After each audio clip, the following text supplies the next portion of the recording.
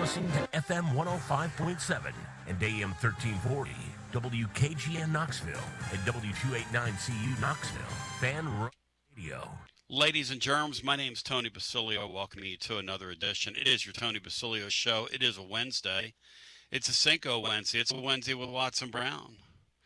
It's a great news Wednesday on, make no mistake about it, JP Estrella.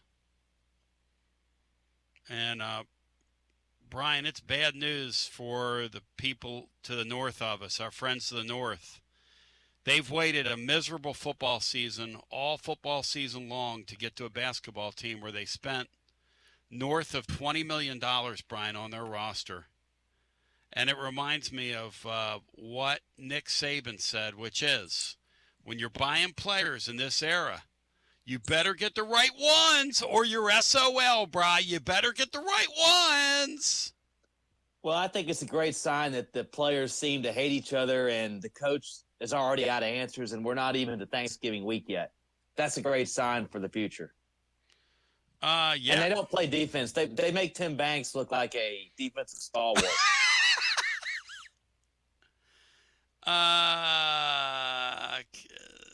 Yes.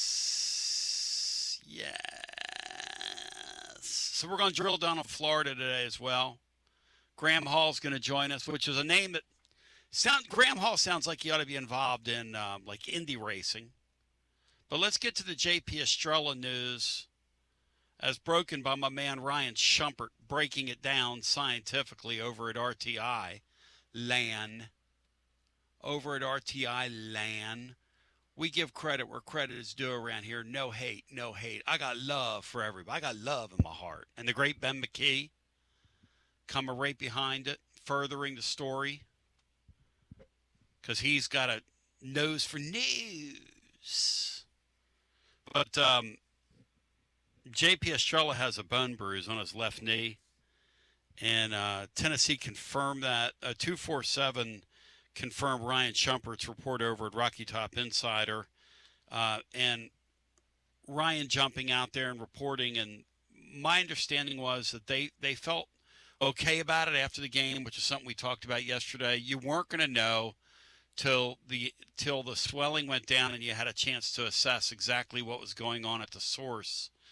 But the original thought was that it was a hyperextension, which would make sense. That would cause some kind of bruising. What's not known is how long he's going to be out. What we can say for certainty, and I'm not going to play God here, but it's not going to be a season-ending thing, which is a great piece of news. So here we are. It's Florida week. By the way, the Vols are back in action tomorrow with Tennessee State.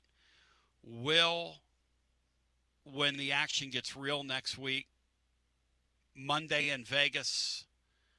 Is that Monday afternoon, Brian, or am I imagining things? Holiday week, Monday. They have a 1 o'clock tip on Monday afternoon on TNT. That's 12 o'clock noon TNT Central, 1 Eastern. And your dynamite.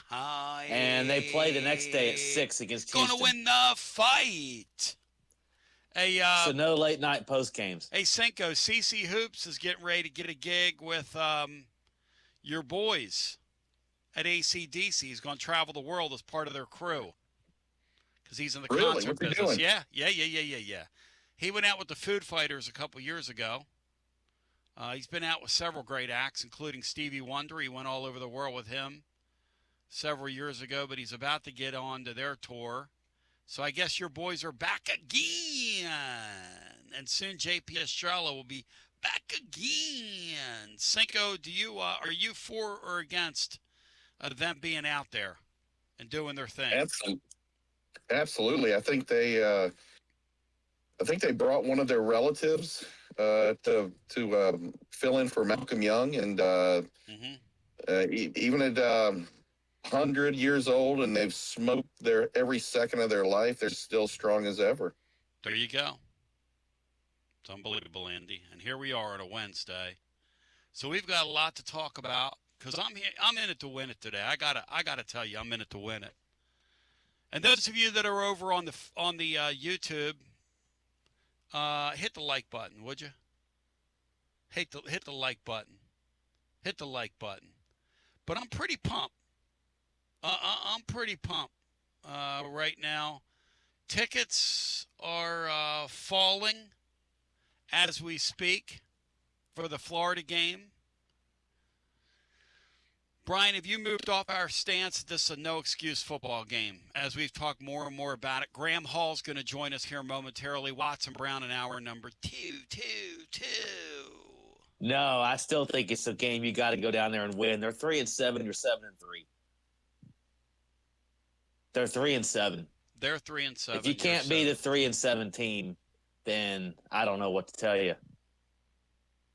Cinco, if you took Florida's name off that jersey, would we be afraid of them right now? I don't think our fans would. It wouldn't make them any less talented, though. You find them talented, Cinco?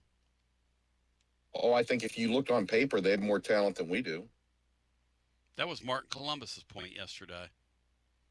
That's a legitimate point. I mean, they're not playing well. They're disinterested. They were uninspired by Billy Napier, poorly managed offense, but they still have at least the same amount of talent we do.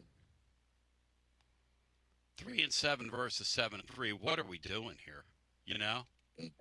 What are we doing here? Well, I'll ask you this. If we played their schedule, how different would our record be? Let's look at it. I'm open to anything and everything at this point, Cinco. Yeah, if you flip schedules, what would their record look like? Hang on. Let me look at their schedule. I'll report, and we're all going to decide. Okay. Actually, Ryan Shumpert reported today. I'm staying out of the fray here. All right, Florida's schedule this year is as follows. You tell me, Bri, win, lose, or draw. Are you ready? Okay. Florida open with LIU, Bri. Win, lose, or draw for the Vols. Well, that's obviously a win. In week 2, the Vols would have drawn South Florida in their building. Win, lose, or draw for the Vols, Bri. The way Tennessee was playing at first, I'll say that's a win. They don't lose that game.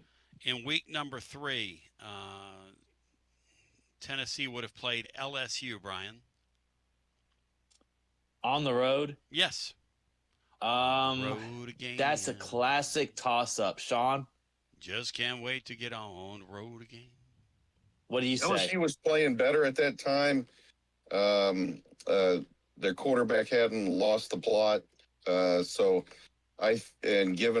Given our I know we won down there a couple years ago, but I think that would have been a 50-50 at best. All right, 2-1. Tennessee. I would hedge with the 2-1. Yeah, 2-1. And then we played Miami down at Miami. Win, lose, or draw, Cinco? Lose. I don't know. Okay. 2-2. All right, let's say you're right. Then we would have played the Texas in our building. Or was it in their building, Bri? Our building or their building? I say if it's in our building, that's a win. Yeah, we beat them. It was in our building. I think they beat them. Then we would have played A&M. That'd have been a loss. So 3-3. They'd have lost that game. Then we'd have played Mississippi State. We'd have beaten them. So now we're 4-3. 4-3. Then we would have played Georgia. Well, 4-4. 4-4. Then we would have played Kentucky. We'd have won. Well, at 5-4. 5-4. And then we would have played Ole Miss. So the Vols would be 2 games better. Yep, 2 games better. I agree with that. Yeah, they had an impossible schedule. I agree with that. We would, with their schedule, we'd be 5-5. Yeah. With that, and going into, we can't play ourselves, but yeah, some people can. I don't know. That'd be a lot of. If we played ourselves, that'd be a lot. I'd take the over. Interesting. Okay, so I got 118 folks, which is a pretty good number at YouTube when you're live. Hit the like button, please. It helps people find the show. You're going to urinate me off. Second thing is we're going to do a Rups Rafters recitation today. Brian, a lot of people aren't paying attention to basketball just yet. Mark Pope last night gave one of the strangest interviews after getting just blowed out by a Michigan State team. I was looking today, they were 22 at Ken Palm, or 21, 22. This is not a vintage Michigan State great team. They don't have the timber they've had in years past. Boy, they really put it on that Kentucky bunch, and they got every easy shot they wanted to get last night. Kentucky does not defend at all, Brian. At all. Like, at all under this Pope guy. Do they respect him, Bri? It certainly doesn't look like he reaches them for whatever reason. And last year, they sort of had a better than expected type year. I think most fans were really happy with what he did and the way the team played for the most part.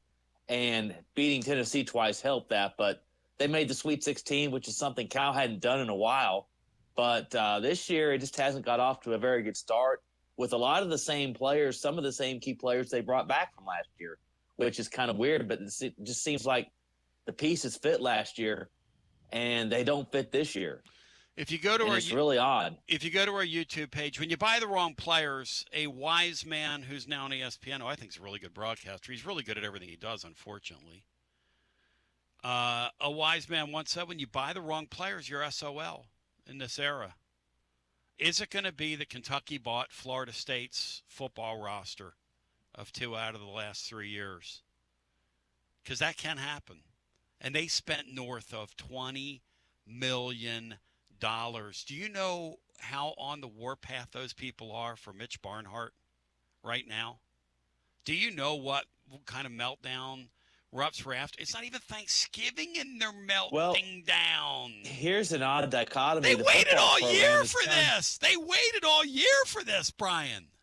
Their football season's kind of turned around. They won 3 straight. They had waited all over Florida, and basketball is totally, since they played Purdue and they won an exhibition game against the best team in the country, has gone in the other direction. Kudos to Laura today. Great work with our graphic package over on the YouTube, over on the Twitchy. I've been feeling twitchy recently with that lower back thing. I want to tell people about it just real quick. I want to bore you a bit.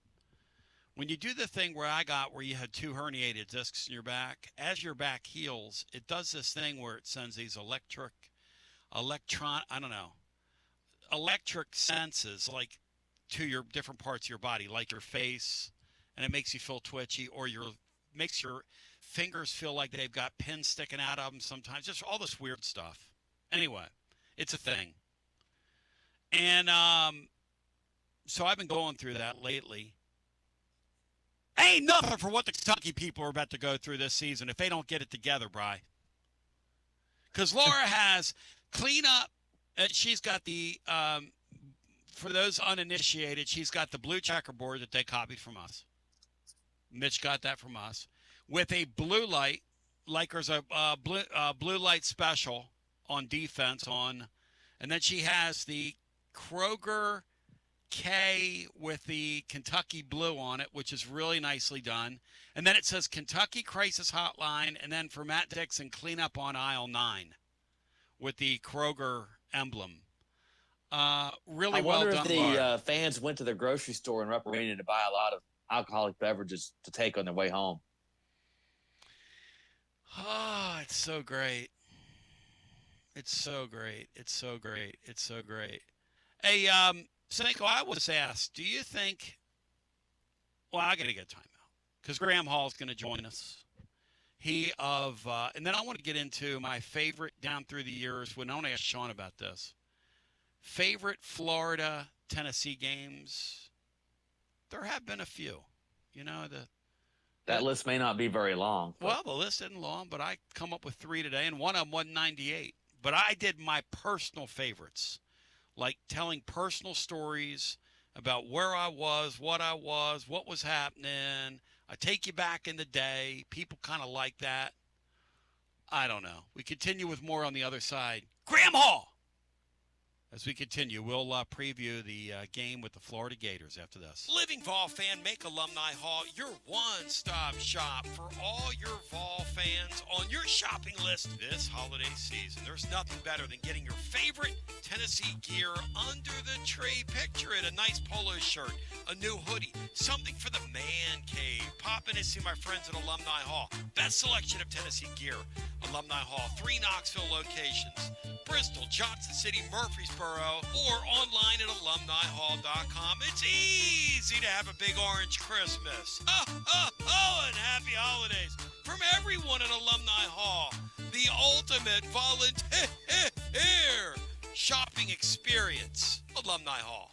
Preparing food for a big gathering can really take it out of you. That's why you need to call Calhoun's and check out their selection of party platters. Whether you're hosting a party for the big game, a reunion, or just an everyday gathering, a Calhoun's party platter is next level. Choose from Calhoun's always excellent chicken tenders, fly with Calhoun's wings, or boneless wings with a variety of dipping sauces, award-winning next-level melt-in-your-mouth barbecue ribs, or delicious spinach artichoke dip, or get one of each. Plus, if you're doing burgers or sandwiches, Calhoun's has lots of side dishes like spinach Maria, baked cinnamon apples, Smoky Mountain baked beans, or creamy coleslaw. Available in pints, quarts, and gallons. And to finish things off, pick up one of Calhoun's great desserts to go, including homemade cheesecake or key lime pie. Calhoun's, simply your go-to party headquarters. With 9 locations all over East Tennessee, you can order online and just pick it up. Calhoun's, one of the Copper Cellar family of restaurants, along with Chesapeake's, Copper Cellar, Corner 16, Cherokee Grill, and Smoky Mountain Brewery. Eat local,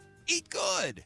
When it's time for your next move, you want to get your precious belongings from point A to point B with your peace of mind intact. That's why you need to call my friends at Gouffon Moving and Storage, East Tennessee's moving legend. Gouffon Moving and Storage has been helping East Tennesseans move since 1887. That's 138 years, 5 generations. That's even longer than the Dooley, Jones, and Pruitt era combined. Gouffon Moving and Storage, pro movers, serving Knoxville, surrounding areas, and interstate moves too, both residential and commercial. And we'll provide you with personalized service that other corporate movers simply cannot. We know how to move all types of items. We pay careful attention to our clients' valuables. Your satisfaction as a customer is our absolute priority. As the oldest continually owned and operated family moving business in the United States, when it's time for your next move, it's Gouffon Moving and Storage. And storage, it's secure and vaulted. Our newest offering of commercial storage logistics, we offer receiving, storage, and delivery services for all your business logistic needs. See more at Gouffon.com. That's Gouffon.com. Or check out the link at teamclub.team. When it's time for your next move, East Tennessee's moving legend, Gouffon Moving and Storage.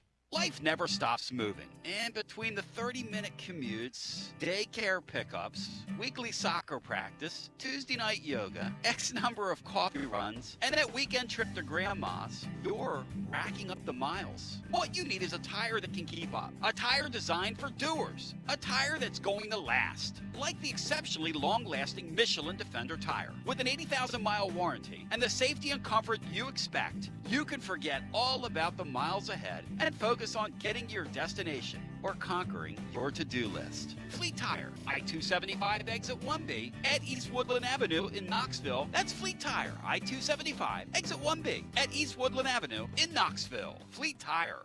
Inward Half is committed to the game and the memorable moments that happen in between. From the tee box to the tailgate, from the green to the big game.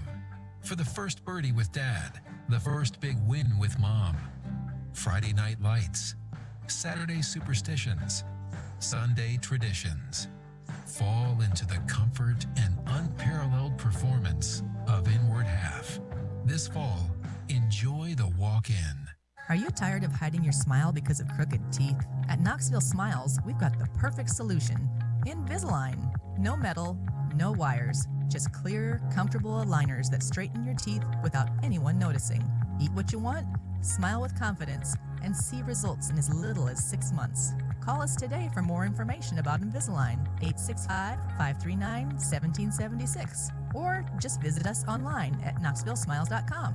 Smile brighter with Knoxville Smiles.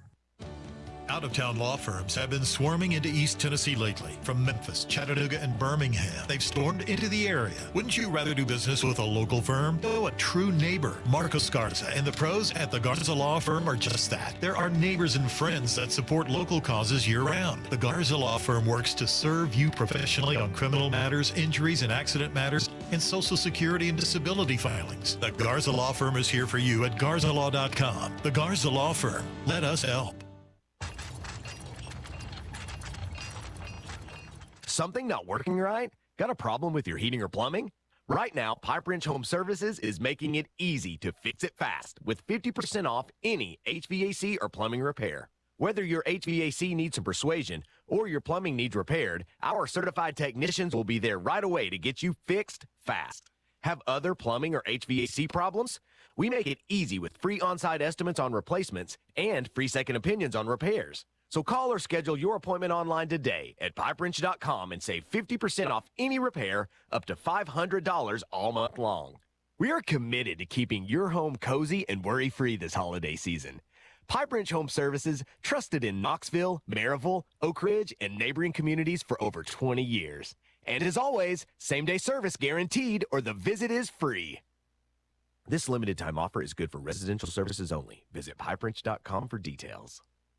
Basilio here with Alan from WeShipFloors.com. Alan, is it true? Are we really having a Black Friday sale? Lay it on me. Yeah, Tony, Black Friday is the biggest time of the year for us. We're going to do a 40% off sale. That's what we're doing to everybody else. But for the Tony Basilio listeners, we're going to do 45% off. So you get an additional 5% off, which should be hundreds of dollars. All you got to do is use the promo code Tony. But for the real listeners, we're going to do another promo code. The second promo code is going to be promo code Negadave. So with the promo code Negadave, you actually pay 5% more. So 35% off using promo code Negadave, 45% off using promo code Tony. We're kind of having some fun here, but when you're talking about 120 Supercore floors, I've shown them over on the website, the video. You can't destroy this floor. Very tough floor that I designed. When I say literally millions of square feet, we've got 2 warehouses in Johnson City full of flooring. We're ready to go for any size project. But yeah, it's a remarkable product. It's the best waterproof flooring on the market because we sold everyone else's floors, and I designed the floor that's better than everyone else. WeShipFloors.com. Cool. Free shipping to all, anywhere in the country. Go Vols, Tony.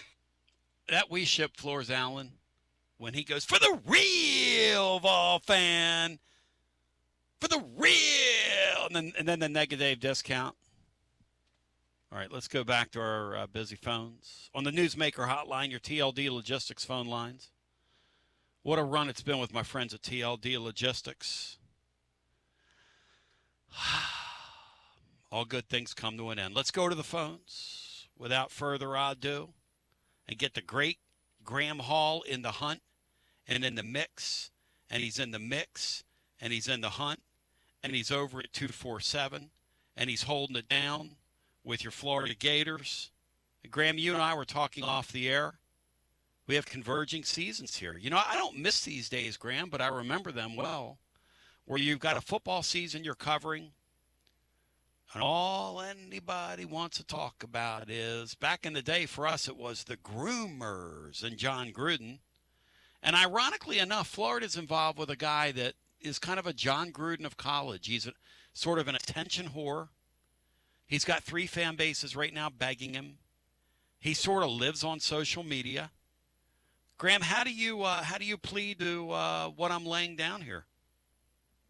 I think it's quite fascinating because I think a few years ago, if he had told Florida fans that Lane Kiffin would be the guy, I think a lot of people would have been apprehensive. But what has happened in Oxford the last couple of years, how competitive they've been, especially in the portal, which is what gives you the best chance year over year, along with impressive high school recruiting, to be competitive on a consistent basis, has kind of eased the concerns. And I think that Lane Kiffin is closer to the type of personality that Florida fans are looking for. They want the energy, they want the juice that he brings to a program, keeping you consistently in the headlines, whether it's a tweet on social media, a quip about Kirby Smart's calories, whatever it is. He's a guy that brings the energy and the swagger that Florida fans are looking for. Now, I do think that there are some questions that comes with it. He hasn't reached the college football playoff yet, but check back in 2 weeks and we're talking about Ole Miss potentially having a first-round bye in the college football playoff, right? Or if at the very least hosting a game in Oxford on December 19th or 20th. So those concerns have been eased. He'll be in a more talent-rich area in the state of Florida compared to being in Mississippi. So the high school recruiting should take a boost as well.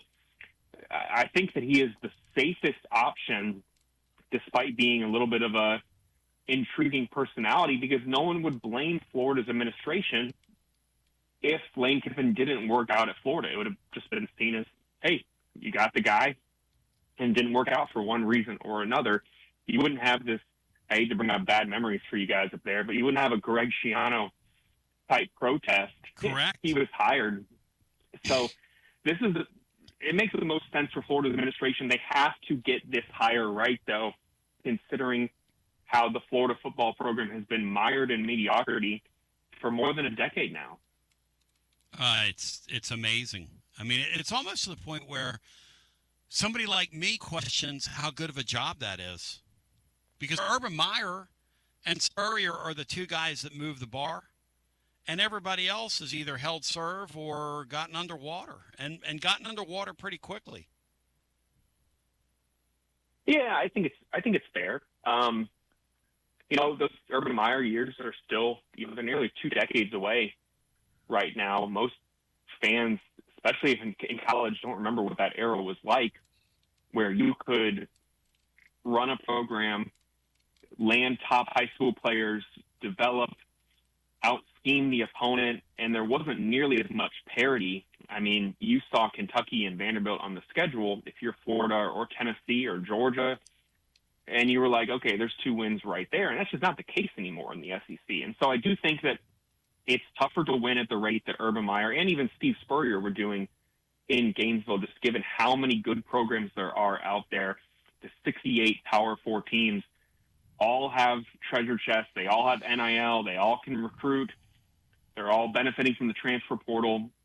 And you really have to be on your P's and Q's every single week, or else you're going to find yourself on the end of a disappointing loss. And Lane Kiffin has did a good job at avoiding the disappointing, losses that they shouldn't have, aside from really that game at Florida last year where they were on the cusp of the college football playoff, and then they come to Gainesville and lose that game by a touchdown, and then they finish at 9-3 and don't make the CFP. Aside from that, really, he's done a good job at managing expectations, having the team prepared to play, and benefit, again, from the transfer portal. They've signed 4 consecutive top 5 transfer classes by 247 Sports, including the number 1 class in 2024. So you would think that he would have no problem getting talent here. But as for it being a top-tier job or not, I don't buy the narrative that it's fallen below the upper echelon. Yeah, they haven't had the on-field results, but the University of Florida is still an attractive educational institution. It's one of the top universities, not just in the state, but really in the Southeast. You have a, top 15 NIL, maybe top 10 if Lane Kiffin is here, whenever a new head coach is hired. You're coming off of a men's basketball championship. You have great support from the boosters and certainly the fans. I'm going to give the fans a lot of credit because, as you just mentioned, Florida hasn't been great in the last couple of years, a couple of 500 seasons or worse in the Billy Napier era. And they've sold out now 17 consecutive home games. The fans come and cheer every single game, regardless of whether the product on the field is close to the college football playoff or not. So it is still a premier destination in my mind.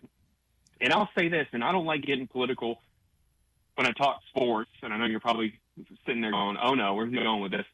You look at the situation at LSU, where a coach there isn't just having to answer to an athletic director, but the governor of the state. Oh, you're right, man. I mean, a nut I job. think that not just a governor, but a nut. He didn't even understand how the thing was structured. He didn't even understand that state taxpayer money doesn't pay for the coach. I mean, he was just up there blowing his mouth and blowing his nose and expectorating all over the microphone and everything else. But, Graham, here's a question for you. Because you guys have a message board component to what you do at 247. And so you're qualified to answer this. What is the percentage of interest in the Tennessee-Florida game, the final one? It is every year extravaganza that we're not going to be sorry to see go here in the Tennessee side of things. But what is the percentage in terms of interest on the board, conversation, chatter, all that stuff? Tennessee-Florida game, in one pile, coaching search in the other pile? Well, I'd say about 95% of the conversations on the message board right now are about Lane Kiffin and who Florida will hire as their next head coach, which there's a little bit of that that's disappointing because, you know, these guys are still out there playing a gladiator sport, sacrificing their body. Billy Gonzalez as an interim head coach is very easy to root for, a national championship winning assistant, someone who, in this day and age, to return to a place not once but twice and being assistant coach is pretty rare. But quite frankly, Florida's season is a lost one in terms of what the expectations were in August throughout the offseason. Florida openly talked about making the college football playoffs. DJ Lagway was talked about being a potential Heisman candidate as a sophomore. Florida had all these players who were considered to be veterans who were going to have a chance to solidify themselves as potential first or second round picks, and that can still happen, of course. But injuries, Lagway's lack of development, practice time, the results that Florida has faced certainly have led to a situation where a lot of people are kind of ready for this season to be over, at least on the message board, which I always tell people, some people think it's a microcosm of the fan base. I think it's a microcosm of the diehards who are looking to the future. But there are still so many, I hate to even call them casual fans, but maybe less invested on a daily basis type fans who are coming back to Gainesville, experiencing the atmosphere, taking their grandkids, going back to where they went to school, cheering for a program, having a chance to go to a night game. So they're not paying attention to all this, or they're certainly not at the rate that most fans are on a message board, paying attention to this chatter and the conversations and flight tracking, everything that goes into coaching search season. They're still rooting for the program. So that's why Florida's game on Saturday against Tennessee is sold out, why I expect it to be a ruckus atmosphere. And I do think that one of the interesting things about the coaching change is there's no more, and this isn't really a shot at Billy Napier because I hate kicking someone when they're down or especially when they're gone, but there's not the distraction of the regime change anymore. That's happened. You're not going to have what you had in the Mississippi State game even, where Florida, with each mistake they made or penalty they incurred, where fans are booing loudly inside their home stadium and chanting "Fire Billy Napier." You're going to have a team that is really playing with house money in a sense and has a chance to beat a rival and effectively eliminate any lingering hope they have of making the college football playoffs. And I think all those elements, the focus towards the future, and Florida fans want their team to look good for whoever the next head coach is. You want to sell that this is still a place that can be instantly competitive with the right coach in 2026. And there's no better way to do that than to show Lane Kiffin, who's sitting up there in Oxford during the bye week, that Florida still has a competitive roster that could take down a 7-3 team in their home stadium, and that the fans are going to still support through thick and thin. The ambulance and elegance of Graham Hall joining today. He of the Gators 247 site and does a great job there. He's been with the Gainesville Sun, places like that in the past. This guy's been around the block a time or two, and he's always excellent and thought-provoking when he's on here. And Brian Hartman or Cinco, do you guys have any questions of Graham Hall as we visit with a gentleman during what is a really eventful time in Gator football history?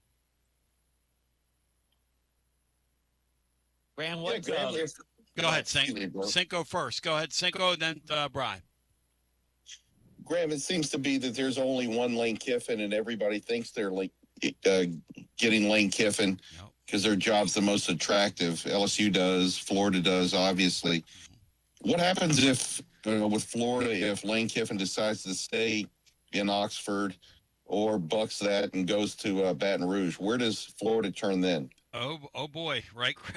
It's a good question. Let me say, if he stays in Oxford, Florida fans will definitely take that over him going to LSU, because then they won't feel like they failed to another program with an opening. I mean, if he takes LSU with everything we just talked about, the distractions, the other aspects of being a coach there in Baton Rouge, they're going to be out there with signs and torches outside the Florida Athletic Department criticizing them for not landing who they all thought was the guy. If he goes to LSU, it's very hard to stomach, because it's just another indication in the national spotlight that Florida, everything we just talked about, may not be the premier job that everyone with the orange and blue tinted glasses on wants to believe that the Florida job still is. Now, where would they turn from there is a really good question, because if you would ask me a month ago, I would have said, James Franklin makes a lot of sense, even though he, maybe he peaked at Penn State. Maybe he, you're getting someone's retread, a fired coach to replace a fired coach. It's hard to sell that. Maybe they go the, group of five route or coordinator, but that is not, excuse my language here, the sexy hire that Florida fans are looking for, because it's not going to instantly restore confidence and galvanize the fan base. They're going to be kind of in wait and see mode and rolling the dice once again on a coach coming over from not one of the Power Four teams, just like Jim McElwain and just like Billy Napier, where they're going to be like, all right, well, we have to make sure that this is actually a good hire. We're going to have to wait to see how it goes. And then you have 9 more months of some angst and anticipation, wherein Lane Kiffin, before he ever coached a game at Florida, would be perceived as a savior in a sorts. So that is kind of an interesting road that Florida may choose to go down, whether it's a Glenn Schumann at Georgia or a Will Stein. If you had to ask me, I think that the one name that no one, or not many people, are really talking about is Lincoln Riley at USC. I think that Lincoln Riley still has a lot of his best coaching in front of him. He does a great job with quarterbacks. He's a great recruiter. I think he would want to be, without talking to him or really getting a feel on the situation out there in Southern California, I think he would want to be back in the SEC, dealing with a little bit of an easier travel schedule than he is in the Big Ten, a better recruiting landscape. Yeah, there's great players in California, but I think we're all of the opinion, I don't want to speak for you guys, but, the Texases and Louisianas and Georgias and Alabamas and the Floridas, certainly those states produce more blue chip talent, more 4 and 5 stars every single year. So he could have a chance to land more talent there and make a better salary, quite honestly, in my opinion. So I do think that that's a name that I don't see talked about a ton. I'm of the opinion that Lincoln Riley is not going to be the coach at USC beyond 2026. Now, whether that he doesn't get the job done with the Trojans or he takes another move and goes elsewhere, whatever the case may be, I don't think that's a long-term location for him at the Trojans program. So he would be a name that's in that safe category, given what he did at Oklahoma, how he's helped other quarterbacks get developed. He would be a name that no one would blame Florida's athletic department if it didn't work out with Lincoln Riley. And you're not hiring someone this day and age to try and be here for a decade plus. You get 5 good years out of a coach, and then both parties are probably looking at what's next for them, given how much can change, not even just in a year, but in a couple of months in a college football season. So Lincoln Riley would be the name that I would think would make a ton of sense as a great backup option for Florida. But after those two right there, you really get into some riskier moves. Maybe you can pull someone out of the NFL, like a Cliff Kingsbury, who I think would be really good in this era of college football, especially in the SEC. What is his interest in leaving Washington? But the job he's done with Jaden Daniels and multiple other top quarterbacks in college football, in my opinion, makes him a candidate that we're going to keep hearing programs kick the tires on, just given what he's done, his age, and his record thus far. What about Jed Fish at Washington, alum? That's my guy. Howard Roseman's roommate. I'd hire him in a heartbeat. Has he been mentioned? Jed Fish. I'd hire him in 10 seconds. I think that a year ago, Florida fans desperately wanted Jed Fish to be the guy. I mean, he's got the Florida ties, played at Florida.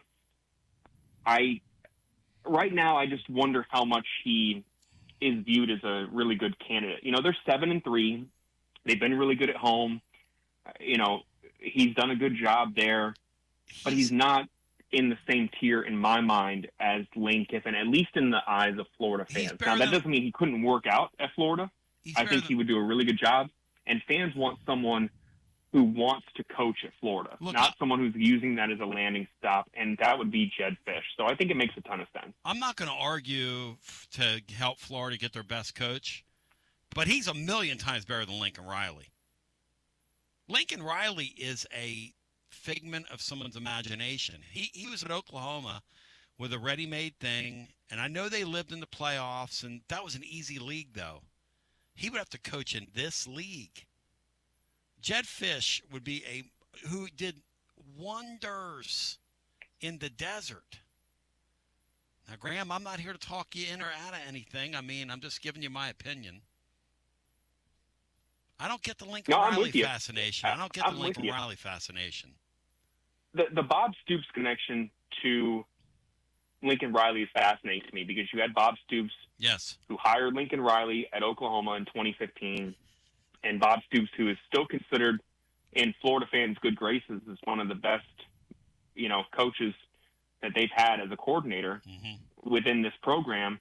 And what Lincoln Riley did with, Jalen Hurts and Baker Mayfield and Kyler Murray, people would sit here and be like, okay, maybe he can fix DJ Lagway or whoever the next quarterback is. He could get the best out of them. And, I look at his record and 3 straight 12-winning seasons. In 2022, in his first year at USC, he wins 11 games. I get the notion that, maybe he's not as good as Jedd Fisch, but he's still, 42, 43 years old? That is extremely young still for a coach. He's, coached for a decade now, we're talking about, at either the offensive coordinator level or as a head coach level. He's got a good record, 90-26. I could get an argument for him and for Jedd Fisch, but I'll be quite honest, I don't think either of those names would excite the Florida fan base nearly as much as Lane Kiffin. But a year ago, if Florida hired Jedd Fisch and Lane Kiffin wasn't leaving Oxford, Florida fans would be elated at getting Jedd Fisch into the program. Now, a year later at Washington, even though he's 7-3, which is not bad whatsoever, I think that they would probably see it as like a consolation prize, which just kind of speaks to how much things change here in college football. Well, that's true. And if you take things off a one-year basis, Heupel last year as a cat's meow and has it all figured out. This year he might finish 7-5 if the Vols lose Saturday, which the Vols could lose Saturday. I mean, history tells us the Vols could lose Saturday. A year ago, James Franklin was getting ready to play in a national semifinal, played in a close game, and lost. And he's fired 5 games into the deal, and now he's a coach at Virginia Tech. And I don't know about you, Graham, but I was surprised he took that Virginia Tech job as quickly as he did, which leads me to believe there must be some things going on below the surface at some of these jobs. They must already be filled. Or maybe his agent thought they were already filled, because that seems like settling for me. That seems like Virginia Tech hitting a real home run and getting an accomplished coach. And I can't get out of the back of my mind that maybe something else is cooking here. Yeah, I think that a lot of these moves happen behind the scenes, and agents certainly have a better idea than the general public does, certainly more than most, not a shot to anyone out there, most message board users would say. I think that a lot of these dominoes behind the scenes have already fallen. And for James Franklin, I think it's someone who he's going to a place where he's going to be appreciated, right? He's, he got fired 6 games in to this season after leading them to the college football playoff. And that still, to me, I can get the argument for it. Maybe you think he peaked. Maybe you're questioning whether he'll ever get over there. You had the mitigating language in his buyout that limits how much you have to pay him. I mean, Penn State is paying him way less than Florida is paying Billy Napier. I mean, with that offsetting language, him taking the Virginia Tech job, they're paying him, $8-9 million, and Florida's paying Billy Napier over $20 million. So it was really a low-risk move for them. But who do they have lined up? I'm intrigued to see who they land, who is going to be a better coach than James Franklin. If I'm Virginia Tech, though, I'm elated at that. You get a guy who has been a coach since 1995 and has been at Vanderbilt, was at Penn State for a decade, has been to the college football playoff, won a Big Ten championship in 2016. It's a home run hire for them. For him, how long is he going to be there? I think that he's using it as a a good spot to fall in a conference that is much more winnable than the Big Ten and especially the SEC. And if he can string together some 9-10 win seasons in Blacksburg, in 2028 we're going to be sitting here talking about, well, who's going to hire James Franklin? He's a great coaching hire, 55 years old. Can look at Kurt Signetti. Age isn't a factor. People are going to be making a case for him in 3 years if this goes well for him. So it's a good landing spot for him. And it was wise for Penn State to put that buyout language in there and require him to seek another job to get paid after he got fired at Penn State. So I'm sure there are some things his agents know behind the scenes about how things are going to shake out. And as a result, I think it's a big win for Virginia Tech. The incomparable Graham Hall. Bow thy head when you say thy name. Florida gets a key player back on Saturday, and then I want your prediction. But tell me about the key addition, because it's been a year of attrition for the Gators, but they actually get a player back. Yeah, I think this is notable because it's in this era of college football, it's never been easier to opt out, look to the future. And if you're a guy in your final year of college football and you suffer a major injury, especially if you're included in these mock drafts as one of the top 100 players in April, you may want to be sitting there and saying, hey, I'm going to focus on my health. I'm going to do what's best for me. This is a 3-7 season. It's all lost. But that's not what Caleb Banks is doing. Caleb Banks had a chance to leave Florida after last season, and he was projected by multiple outlets as a potential first-round pick, a second-round pick, maybe a third-round pick after last season, after he was dominant in November, where he was, stopping the run at a high rate, getting to the quarterback, playing with intensity every single snap, and battling through injury. He was dealing with ankle injuries last year.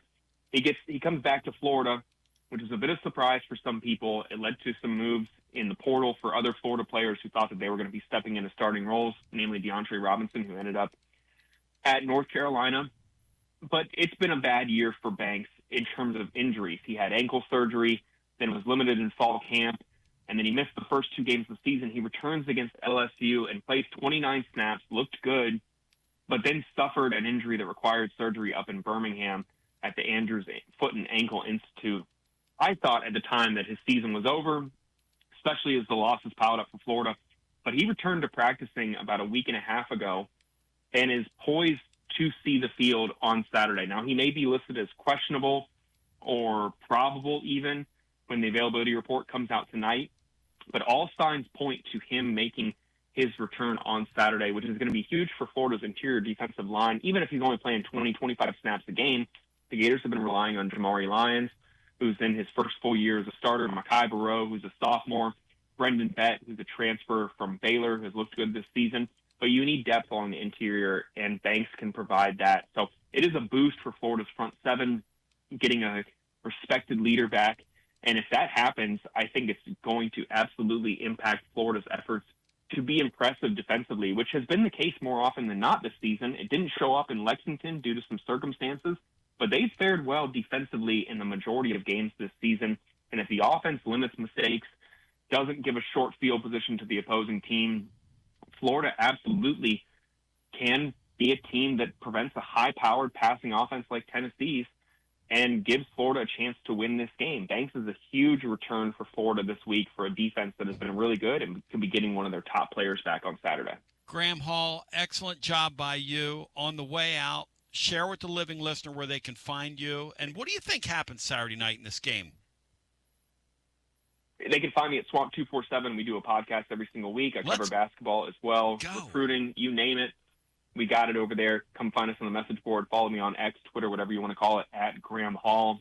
And I had to say follow me before I give my prediction because I know some Tennessee fans may be a little mad at me when I say this, but I think that this is a very winnable game for Florida. I think that Florida plays better at home.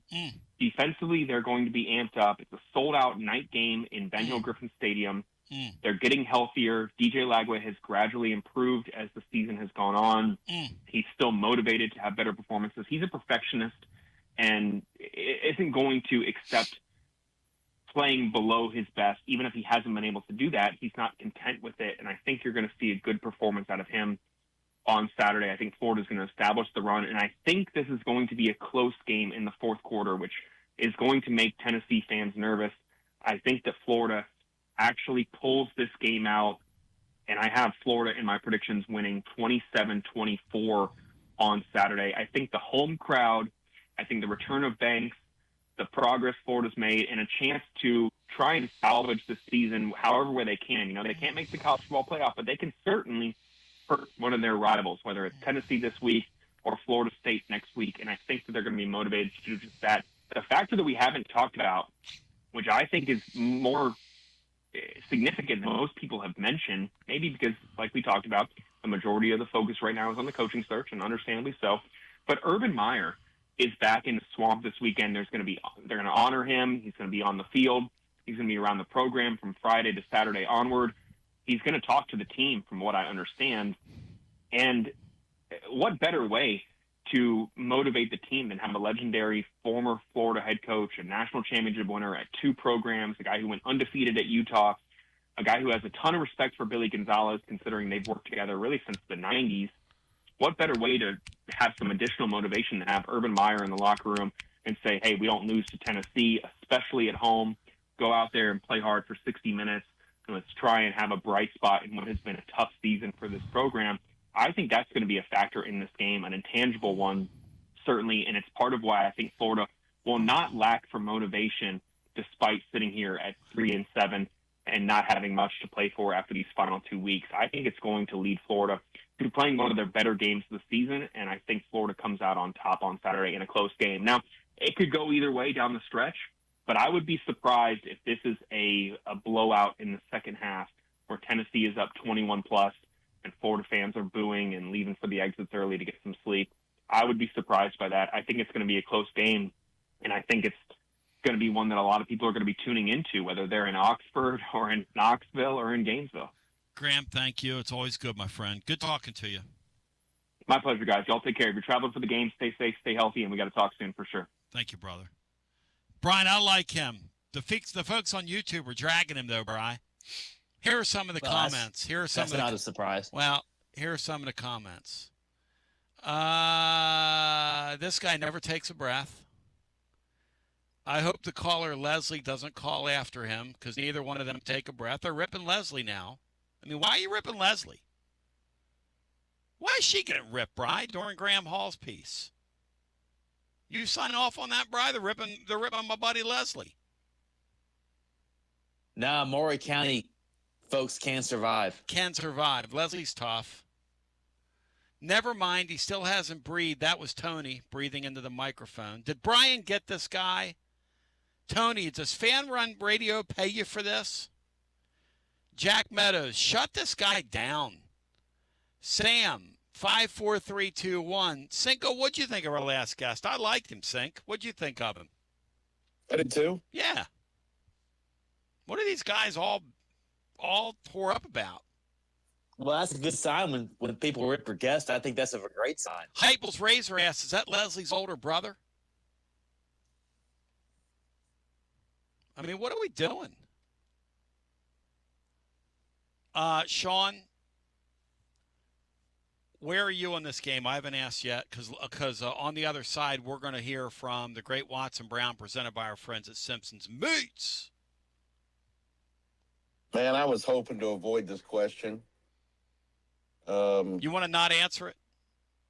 Why don't you just not answer? You know, no, I'll just say this. I think it's a tough deal for Tennessee. Tough for deal? us. We're 7-3 and they're 3-7. What's a tough deal? I don't like the history.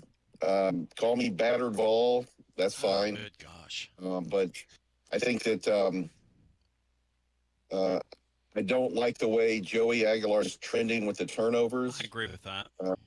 I don't like the way the offensive line has, I think, regressed since David Sanders, and I'm not blaming him, has moved in, which has caused Perry to go to guard. I don't like that. I feel you there. And I don't, and the big thing is, two big things is, and they can all change on a dime here. I don't I'm not impressed with the way Josh Heupel prepares the team to go on the road in a tough environment. And also, if I'm honest, I think these last two opponents are tougher than we are, to be quite honest with you. Well, I think we're a finesse team, and I think we're going to. It'll be interesting to see, because I think we're going to get punched in the mouth, and I'll be interested to see how we respond. I think that's an interesting point you bring up. Certainly worthy of parking on in hour number 2. I'm going to ask Watson about that in terms of the toughness of these teams and what you have to play for. I was on with George Plaster yesterday talking to Callie Holcomb.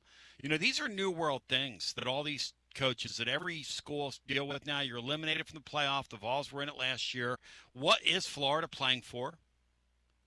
I would tell any of these kids, if I was Josh Heupel, if I was coaching in the other school, and I'm going to ask Watson about this, I'd look right at a kid today and go, look,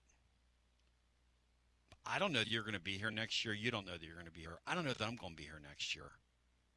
I don't know. Who knows what tomorrow brings? In a world, two hearts collide. Sorry, it's officer and gentleman. But I would say this to him. Everything you do on that football field Saturday night is nationally televised. Everything you do on that football field Saturday night is going to be on film for your next coach to evaluate, and you got to live with it. You've got to live with it. And if I was Tim Banks, I would say, you know what, the last time we played a road Saturday night game, the way you guys played was unacceptable. No offense to you, but that Kentucky effort is not acceptable. It's just not acceptable. And you have to live with it, not me. You have to live with it. It's going to follow you. And I think that's a very legitimate thing to say to an athlete in this day and age. I'm going to get Watson Brown's thoughts on that. We'll continue on the other side. Hour 2 with Watson Brown after this, then some phone calls after this. It's the hottest post-game show on the planet. Garza Law. Fifth quarter fan reaction. Fan reaction. As soon as the final gun sounds, we're live. Score a TD every time with T3 Vodka. T3 is Tennessee's premium vodka, handcrafted with passion, precision, and a whole lot of pride. T3 Vodka is taking the Volunteer State by storm. T3 Vodka, handcrafted in the majesty of the foothills of the Great Smoky Mountains, where quality isn't just a promise, it's a way of life. Filtered 10 times and 80 proof. T3 Vodka delivers a smoothness that's unmatched. This dedication to excellence has already earned T3 Vodka prestigious accolades. T3 is a 5-time gold medal winning vodka and the 2025 SIPS Consumer Choice Award medal winner. Whether you're sipping it neat or on the rocks or mixing up your favorite cocktail, T3 Vodka is your choice for a premium, award-winning experience. Score a T3 TD and ask for T3 Vodka by name at restaurants and wine and liquor stores today. Drink it neat, drink it right, drink T3 Vodka and score a touchdown every time. T3, Tennessee's premium vodka. Distributed by Athens Distributing Company. Please drink responsibly. When it's time for a fresh coat of paint, run, don't walk to Walker's Painting. Interior and exterior, Walker's Painting's been making it beautiful since 1999 across the Knoxville area. New construction, repaints, commercial, residential, free estimates available. And get this, mention you heard Walker's Painting on the Basilio show, 10% off your first job. Let's go! Run, don't walk to Walker's Painting. 865-688-1410. That's 865-688-1410. Walker's Painting, making it beautiful since 1999. Check out the ad at the blog at tclub.team. Walker's Painting. Hi, I'm Jim Simpson, owner of Simpson Meats. When's the last time you grilled a really good burger or steak? One your friends still talk about. Our goal at Simpson Meats is to make that happen every time you have a cookout. All of our cuts of meats, steaks, burgers, briskets, and pork are always fresh, flavorful, and sustainably sourced. We are family owned, so we know the importance of knowing how and where your food is raised. We have been putting quality first since 1888. Visit our butcher shop off Lovell Road or online at simpsonmeats.com. Okay, so we really need uniforms and equipment for this season. Can I trust you with that? Cool, I'll just order them online. What? Yeah, I'm gonna hop online and I'm gonna get them ordered. Hold up, that's not a good idea. We shouldn't just spend money on some random online retailer, okay? I mean, it seems pretty convenient. Trust me, it's a terrible idea. Let me simplify this for you. SM Athletics. Okay, how do you pronounce it? SM Athletics? They're the go-to for uniforms and equipment, whether it's for universities, high schools, youth leagues, you name it. So why wouldn't you rather go with professionals who can guide us through the process, design the perfect uniforms, and deliver the best equipment? Yeah, I guess that makes sense. What's the name again? SM Athletics. Right. It's definitely smarter to go with a company that emphasizes customer service, fair pricing, and, of course, excellent products. Exactly. So, yeah, I guess it's settled then. For uniforms and equipment for all sports, it's SM Athletics. Yeah, it's another day, but what kind of day is it really? A day of doom scrolling? Laundry day? Nah, it's a White Claw day. Light and refreshing tasting, uniquely cold bay filtered. There's an iconic flavor for everyone. So grab a pack, grab your friends. Make the most of each day with those who matter most. When you're together with White Claw, every day is a once-in-a-lifetime experience. You just gotta grab it. White Claw. Grab life by the claw. Please drink responsibly. Hard seltzer with flavors. White Claw Seltzer Works, Chicago, Illinois. Got a problem tree looming over your home? Call ECR Total Landscapes. Whether it's trimming, removal, or storm cleanup, our certified pros get the job done safely and efficiently. We're licensed, insured, and ready 24/7 for emergency calls. Big or small, we cut them all. ECR Total Landscapes. Call now for a free estimate, 865-384-2012, and mention promo code FANRUN for free stump grinding on any tree removal now through the end of the year. Also, visit us at ecrtotallandscapes.com. Basilio here for Budget Transmissions. TGMD, the great Matt Dixon, took his Ford Escape to budget, and like our gold bullet back in the day, it was a total mess. And now, Matt's back in the game. He's got a new transmission, axle, wheel bearing, both radiator hoses, engine mounts, coolant hoses. I mean, his Ford Escape was about to escape to the junkyard, but he didn't begrudge it. He took it to budget, and now he's on his way back to Omaha. Budget Transmissions, over 30 years in business, conveniently located in Bearden. All extended service contracts are honored. A gold certified Repair Pal member. 865-584-4391. 865-584-4391. Budget Transmissions. Don't begrudge it. Take it to budget.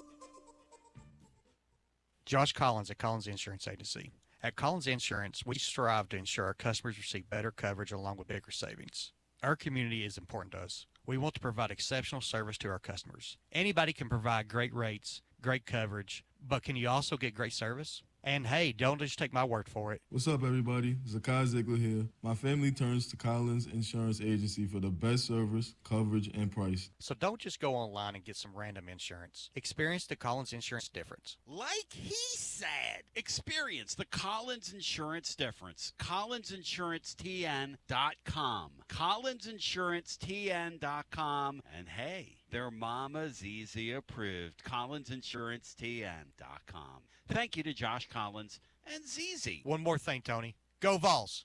Yee-haw! I've been hooting and hollering ever since I started betting with the VIP Play app. VIP Play has more than 200 leagues. Every bet type you can imagine. Live betting and live hosts, all with 24/7 support from real live people when you need them. Start betting better with the VIP Play app today. Don't be a better, be a better with VIP Play today. VIP Play coming soon. Gambling problem? Call 1-800-889-9789. Must be 21 plus and located in Tennessee to bet.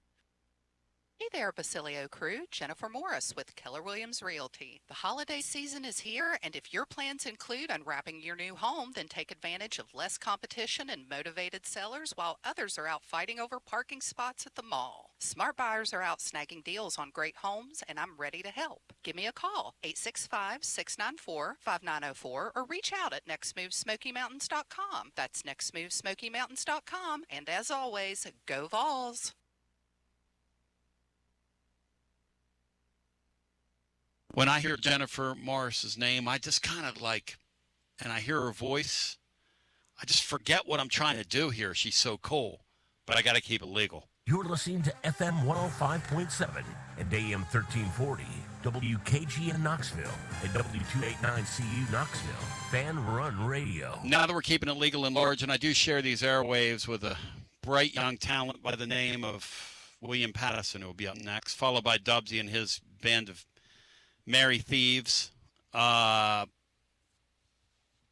It's pretty next level when I get a chance to do this. And we get a chance to do this once a week, ladies and gentlemen. It's presented by our friends at Simpson's Meats, who want to remind you that the holidays are here. And, boy, you want to talk about a great family or corporate gift opportunity. You want to talk about how it's the time of the year for you to send gifts to your family, friends, clients. You name it. You want to talk about a beef brand built on quality. You want to talk about Simpson's Meats. You want to talk about also, they got whole tenderloins for the upcoming holiday season. They've got standing rib roasts. Now taking pre-orders for Thanksgiving and Christmas. And Sam Bruce tells me they've been just inundated by this audience. They're online at simpsonsmeats.com. That's simpsonsmeats.com. They present the great Watson Brown, who's good enough to melt in your mouth, not in your hands. Watson Brown, I welcome you in. This college football thing is nuts, dude, as I welcome you in.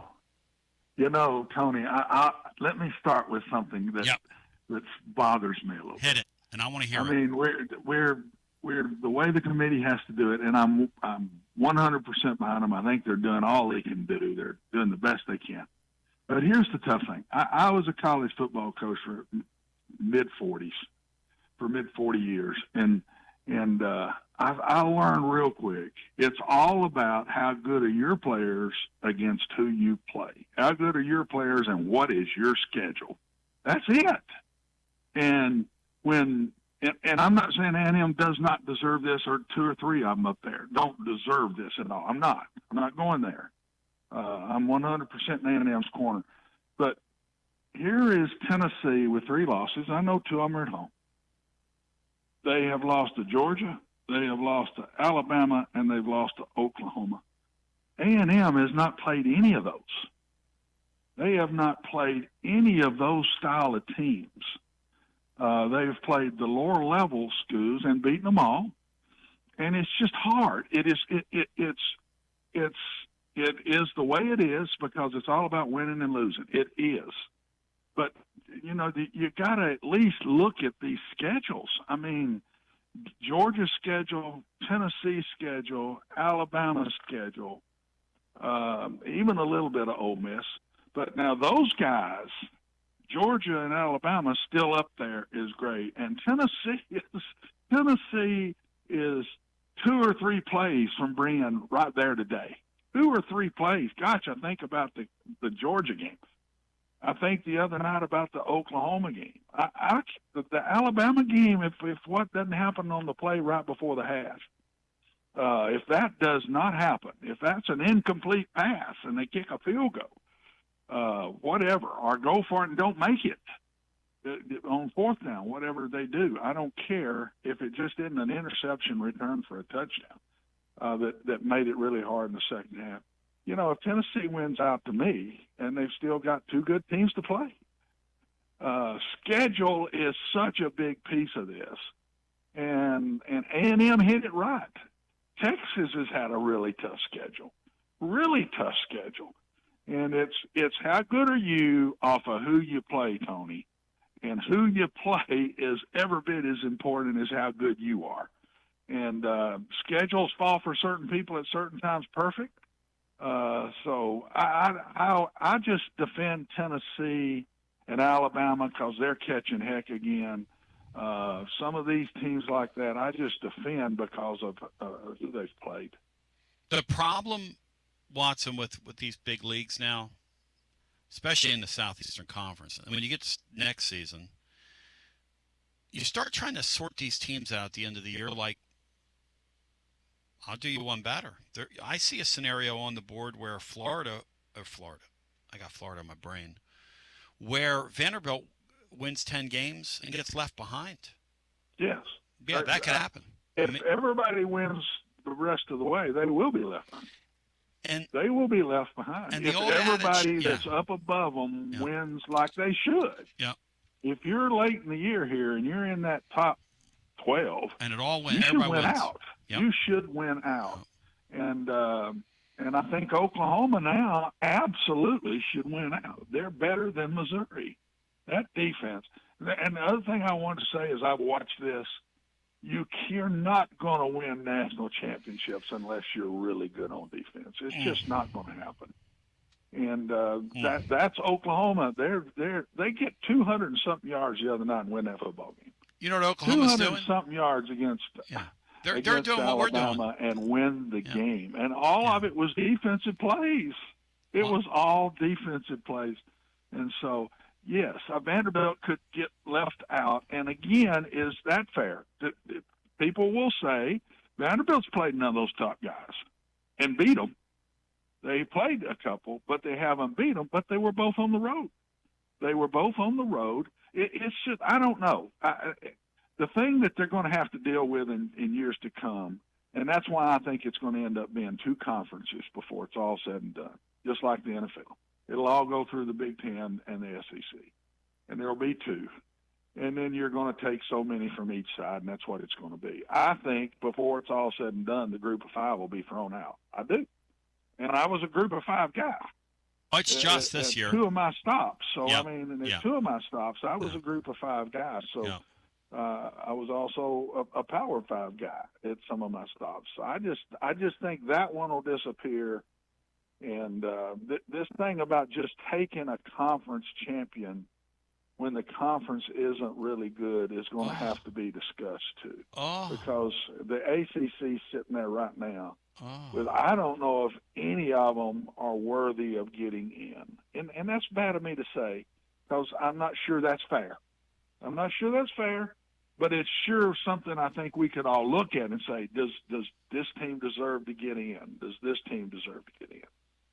Miami is loaded with talent, but they don't deserve they've lost 2 games. No, they don't deserve it. And Vanderbilt's lost 2 games. But they're playing in Are this the league. losses of Vanderbilt's much better teams they lost to than what Miami is? Hey, And yet listen. Miami is ranked in front of them. If Vandy doesn't get there, and Miami does, which I don't think Miami's going to get in either, but that would be I don't think they are. utterly disgraceful. Let me ask you this. So let's focus on this Tennessee-Florida thing. Saturday night, because it's an interesting game. Florida has checked out. They've checked back in. It's like they have a hotel down there. I don't know what's going on. At Kentucky, they had like 0 interest in being on the field, and then the other night they played like their hair was on fire. Welcome to modern college football. Watson, we've got a quarterback all of a sudden that I'm concerned about. Joey is throwing the ball up for grabs now. He's being careless and loose with the ball. I know that's, and you sigh there. It's not a fair thing to say, but it's a fair thing to say. When you go on the road, the one thing that will always get you beat in this league is careless play. When you're careless, when you commit penalties that are, like as you've taught us down through the years, which are drive stoppers in Josh Heupel's offense. 3rd and 5 and 3rd and 15 are 2 completely different things. Whole different animal. Whole different animal in this league, especially when you're playing a Florida team. And I don't care what they have to play for or don't have to play for. What do you see from Joey that he's doing now that he wasn't doing earlier in the year? Is it a footwork thing? Is it a timing thing? What's going on? I see a team that's not running the ball near as well as they were early in the year. And therefore, he's having to make more top throws that he wasn't having to make earlier in the year. Tennessee, to me, has not been near as good in their drop-back game through the years with Josh as they are their RPOs and play-action pass. When they get in a drop-back mode and 3rd down, they are not as good. It's like they don't work on that as much as they do the other stuff. And they're not bad. I'm not saying that. But some teams are drop-back oriented and with balance. Tennessee is more play-action pass and RPO oriented with balance. And what has to happen for those 2 things? You've got to run the ball well. I don't think they're running it as well as they were. And a little bit, maybe he's lost a little patience in it, a little bit. The play calling's lost a little patience in it. Settle back down. run the ball and hunt the big plays and mix all your horizontal passes that are ball control passes that are not they're very safe. They're not plays you get intercepted. Where he's getting balls intercepted is over the middle of the field, and to me they're doing that more than they were early in the year. Does that make sense?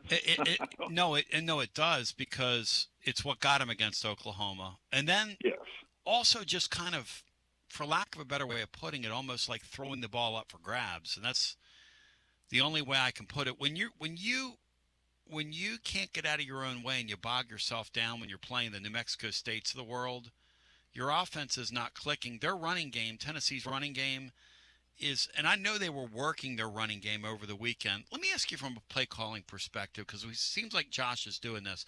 He's always been sort of a run first guy, but he's gotten out of that this year. He has lost his patience a little bit to me. Now they've gotten behind. Yeah, they've gotten behind in 2 of the 3 losses. Right, and I thought he just went to more all out, wide open before he should have a couple of times. And then we go back to Georgia when he was a little conservative late in the game, and didn't go for it when they got that turnover at midfield. If you remember, I think it was Georgia. I know it was Georgia. Yeah. So I mean, it's hard when you're not great on defense, Tony. You lose your patience as a play caller. I can just tell you, I've been there 1,000 times. And I don't think I think he's really good at what he does. I'm not taking any shots at all. I just think the situations has gotten him a little bit. Remember Georgia, how well they ran the football in that game. How well they ran the football. They did not run it great at Alabama, and they did not run it great against Oklahoma at home the other 2 weeks ago, or 3 weeks ago, whatever it was. They did not. And so that's what I think he's built on. Everybody for years, he's so much like me. I would lose my patience because I just sometimes wouldn't trust my defense. And I'd be going along, and we were ball control just like him. He reminds so much. His philosophies remind me of myself, and his play calling reminds me of myself. And I think back, Tony, so many times where I said, hey, man, I've lost my patience here. Just hang in there. Just hang in there, and don't just open the floodgates just yet. And most of the times when I'd open the floodgates, because I was a run-pass guy just like him, everybody always said, oh, he's a passing guru. If you go back and look, I was a 50-50 guy. That's right. Just like Josh. And that's right. And so I'm not taking shots at him. I'm saying I understand what sometimes happens to him. Well, there are 2 things at work here, right? So we can kind of just put on the board and tack them up there. One is you're not very good defensively. And then the second thing is, so I've got to score with whomever I'm playing. The other thing, though, is that he's in his own mind getting away from the running game probably quicker than he should, or he has in years past, and that does show. But also the byproduct of that now is you've got more of a spotlight on a quarterback who, down through the years, his bugaboo has been getting loose with the football. And guess what's happened now? He's gotten loose with the football as this has happened. I guess it makes sense if you stop and think about it. No, it does. And when you get loose with the football, I said it to you last week, I'm going to repeat it. When you get loose with the football as a quarterback, you've got some confusion and you've got people in your face. And that has happened to him. When they're drop back passing, they're getting all the looks, man. And that is the hardest thing in the world for quarterbacks to do. Play action passes, RPOs, are simple as they can be. Fake it, throw it to this dude, and dump it down to this guy. That's it. Drop back passing game, when you drop back to throw it, you don't even know which side of the field you're going to go. You don't know if you're going to the right side of the field or the left side of the field. Coverage is going to dictate all of that. And so it's so much harder. And that's what I think's happened. He's most of his problems have been in passing situations or in drop back pass. And that's most quarterbacks' problems. They get a little confused because They're disguising this and going to that, and there's people in your face, so you lose your fundamentals. You lose your fundamentals in watching a single safety, or if there's two safeties back there, double safeties. Every quarterback in the country is being taught that, I think. I've been out a few years now, but I can't imagine that changing. There's two safeties. First thing you do when you catch the football in the gun, or if in the old days you're dropping back from under the center, watch the two safeties or watch the single safety. It's going to take you to the type of coverages it would be. I think he's done some of that and lost his patience there, and the people have been in his face. They've rushed him pretty good now in some of these losses. Not against Georgia. Didn't happen against Georgia. Georgia didn't get there much. Alabama and Oklahoma got to him more. They were around him. I'm not talking about sacking. You don't have to sack him. Sometimes sacks are easier because you ain't going to turn it over as much. A lot of times it's people in your face and you let the ball go and it's an interception. I think about the one turnover he had in the Alabama game where the tackle stepped the wrong way. A freshman tackle stepped the wrong way. He was faking opposite the ball on that one, Tony. And about the time he turns back to throw, he was faking left. So your back's to that right side. About the time he turns back to throw, the guy hits him in the mouth. I mean, that's hard. I don't care what you say. But I take up for him a little bit because I think they've put a little more on him here late in the year than he had on him early in the year. But they've also played some of the better teams. That's what I say. Tennessee, if they had played some of the other teams instead of playing Oklahoma, Alabama, and Georgia, their record might be totally different than it is now. It's just they're the ones that fell into a disco round. And I don't take up for them, and they lost two of those at home. It's a Wednesday with the great Watson Brown, who joins us, presented by our friends at Simpson's Meats.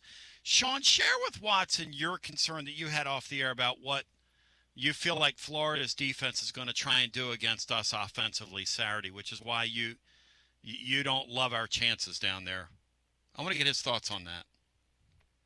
I think that, and Coach alluded to it a little earlier, is putting the pressure on Joey. I can't imagine. I haven't studied Florida, but the past 30 years, they've always had top-notch cornerbacks and been able to blanket most receivers in the league. And I imagine they're going to try to do a little of that now with him being loose. I think that plays right into that strategy. But, Coach, I have a question for you. We haven't I don't think I've ever asked you this, but this year has been marred by our coach, and I'm not ripping him, talking about how we have to clean things up. We're shooting ourselves in the foot, self-inflicted damage, et cetera, et cetera. Now that you're out of the game, can you talk about, is that a youth issue? Is that a coaching detail issue? Is that just a luck of the draw issue? What really goes, because I watch Butch Jones and I don't have a whole lot to say good about him, except for the fact that his teams routinely did not make many pre-snap penalties for whatever reason. So can you give your option? And I watch the great teams this year. I don't see Vandy doing that. I don't see Indiana doing that. What's the cause of that, please? Well, I think it's two things usually. It's leadership through mature older players. Young kids are going to make those mistakes. They're just going to make them. I've been at places, Sean, where I'd go in and they weren't good jobs. So here we go. We recruit, we play them young, and then when they get a little older, all of a sudden they're a whole lot better players, and they're not making those kind of mistakes. And Vanderbilt is loaded with older players this year, loaded with them. So that's part of it. Second thing I think is, and there's three pieces, I think. Second thing is who you're playing. Sometimes there's a little intimidation factor. That old tackle's going to pop out of there when that guy's when it's time to block him on pass protections or whatever that way. I think that gets part of it. And the third thing is you get in these stadiums and you just can't hear, and you have to change the way you do things. If I went back and did it again, I would, whatever I had to do on the road, I'd do the same thing at home. because when I was coming through, if we were in the gun, we'd go to a silent count on the road and we voiced it at home. I look back on that, Sean, to me, that's stupid. That's two different things you've put on your players. It's just, if you're going to silent count on the road and clap, whatever, then do it that way. So those are the things that I remember the most. Sometimes talent, I know youth does it. Youth does it. Inexperience is going to make those sillier mistakes. They're just going to. And then I do think being different on the road, I read what Georgia said, what Kirby said. We have to do things a little different when we go to Knoxville. Well, it's working for him. But if I did it again, I wouldn't do it that way. Whatever I'm going to do on the road, I do the same thing at home. I wouldn't want to come in on a Monday and say, boys, we got to go do this week because of being on the road. Watson Brown, what do you think? How does Tennessee respond to this thing? Because here's my question for you. George asked me this yesterday on his deal, and I don't know how to answer this because I don't know how you keep the wheels on players today. But I told him, I think it would be in the purview of a coach in the best interest of everybody involved. You tell me if this is true, because you're dealing with professional athletes now. I would look at a kid, if I'm worried about my team checking out on me, and say, look, I don't know if you're going to be here next year. I don't know if I'm going to be here next year. This is the way this sport is now. I love you. I'm for you, not against you. And I appreciate your efforts. But you got to understand something. When you take the field, everything that we do on a football field's filmed. Every potential coach that you could play for can pull your film and watch you. So it behooves you to play hard. Can you say that as a coach to a player, or is that something that's just like understood? Or can you say something like that to a player? I would bet you there are coaches that have said that. I would bet you. I wouldn't, because I'm such a team-oriented, and I don't mean that in some rah-rah way.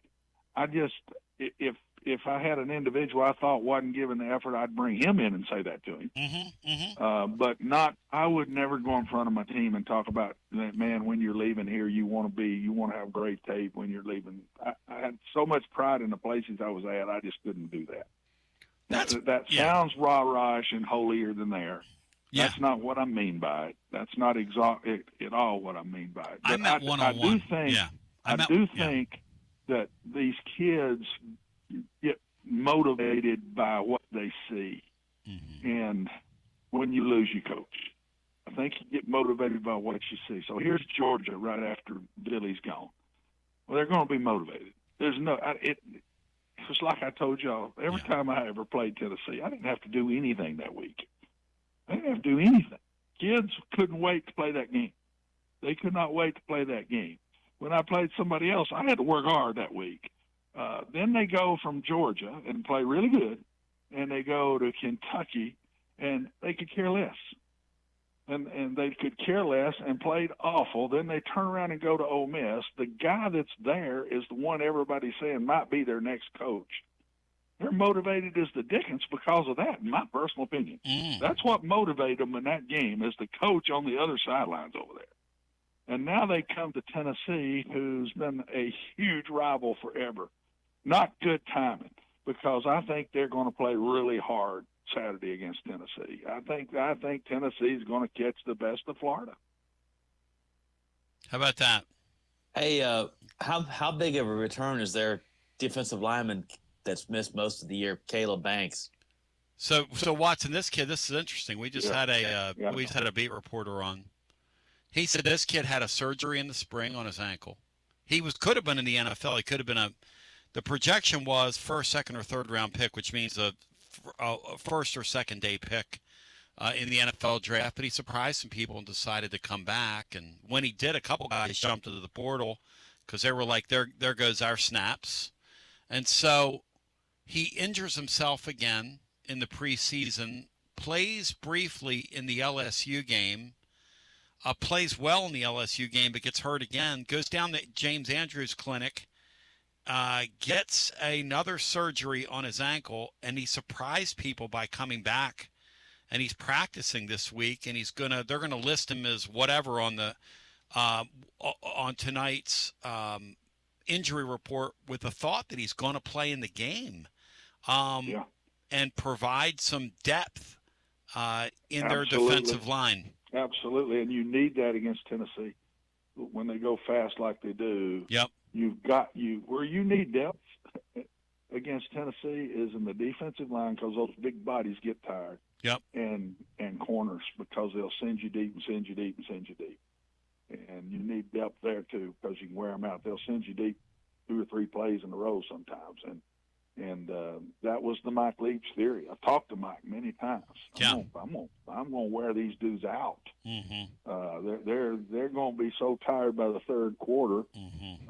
And I remember my brother telling me after playing Mike that we had to go recruit depth on defense. We had to be deeper because they wear you down. So I think getting depth in that defensive line is big for Florida against Tennessee. I would bet you Tennessee comes back Saturday and looks like Tennessee early in the year in what they're doing. Now, how well they do it, we'll see. But Florida's talented guys. Good gracious. It sounds like you're picking the Gators, Watson. It sounds to me like you're picking Florida to win this game. No, I'm not. No, I think Tennessee's going to win it, but I think it's going to be a hell of a football game. I don't think they're going down there and win by 3 touchdowns or 2 touchdowns or something. I think it could be a major fourth quarter fight, 100%. But I just think Tennessee's due again. Guys, nobody has just beaten Tennessee. They lose in a very close game to Oklahoma and make some critical mistakes. They lose in a unbelievably close game, miss field goal, and make some critical mistakes to Georgia. And they lose to Alabama in a much closer game than it looked, and lost with some mistakes. If they clean it up and play better, I just think they're due. I think they're going to play really well in this game. But I think Florida's going to give them all they want. You're the man, brother. I don't know what else to say other than you're the man. What do you think happens with Vandy and Kentucky here on the way out this weekend? That Kentucky team is playing a lot better than their basketball team is. No? Not beating Vanderbilt? They're not. They've not beaten really anybody now. No. Their best game was Texas. Their best game of the year was Texas when they held Texas to 8 first downs. What about that Texas bunch? I mean, is that the worst offensive line? Their offensive line? They're not a complete football team. Did they know that? Watson, did they know that before the year, those coaches, or you think they're surprised? Yes, I would think they did. I would think they knew that offensive line anywhere close to last year's. Yeah. And they had to know their pass coverage is not near what it was. Because they're getting swallowed, Watson. Yes. Swallowed. No, it's caught up with them. Kirby showed caught up with them. Yeah. But I think they're going to show up against A&M and lay it on the line, and I'm picking an upset there. God, you hate that A&M bunch. I got time for this, Watson. No, I do not. I got time for this, Watson. I just think that's what's going to happen. I think Texas is going to get them. Go ahead, Bri. Kentucky looked pretty good against Florida, that talented Florida team. So. Hey, Bri, Kentucky's going to get they did. But Florida didn't show now. They're going to get steamrolled. Florida absolutely did not show. And Florida also goes off of their quarterback. Tennessee's got to get after him. When people are around him, he is not. He goes from a really good player to a really bad player when there's bodies around him. That's so critical in this game. We've been talking offense. The Tennessee defense has got to get after him. You let him stand back there now. I remember when he came to Knoxville. What was it? Was it couple last years year? ago. Last year. But they let him stand back there and he picked them apart. And I just think Tennessee's not had success in this game. I think it's going to motivate them. I think that's what's going to motivate them. Let's get this off our back and go down there and beat them in Gainesville. And since they've lost getting in and all that, I think it's been hard for Josh. And I think there's something here. And then there should be again the next week, especially if they win, when Vanderbilt comes to town, because that's a rival game. They've owned it, but still, it's a rival game. You don't want to lose to them, just like Vanderbilt don't want to lose to Tennessee. So I think motivation in the next two might be a little easier for him. We never lose when you're on, Watson Brown. I love you. I appreciate you. Have a Dwight Gooden, my friend. Great talking to you. It's always an honor. You guys are great. Watson Brown, presented by our friends at Simpson's Meats. I told him, I said, man, I hear you hate. I don't hate anybody. He's just not. He's not buying the A&M hype. I'll say this: my friends at Simpson's Meats, I'm buying the hype there, because they raise and source their meat from farms on pastures on purpose, comfortably continuing a tradition that began in 1888 on Jim Simpson's farm. Whether it's burgers, sausages, roast chicken, a variety of local offerings at the local butcher shop, and they've got family or corporate gift ideas right now. We're talking about these gift boxes that they have. Incredible for your clients. And then with the upcoming holiday, the centerpiece, whole tenderloin, standing rib roast, they've got it for you online at simpsonsmeats.com. And thank you to the great Watson Brown. And Sean, one of the things I took away from him is that he said when we get in a spot like this and we go away from the run too quickly, we put pressure on Joey. And when you put pressure on Joey to become the throwing quarterback, throw first guy, you're kind of asking for it. You're playing with fire. That's what I drew from our visit with Watson Brown. Is that a fair synopsis of what Watson said?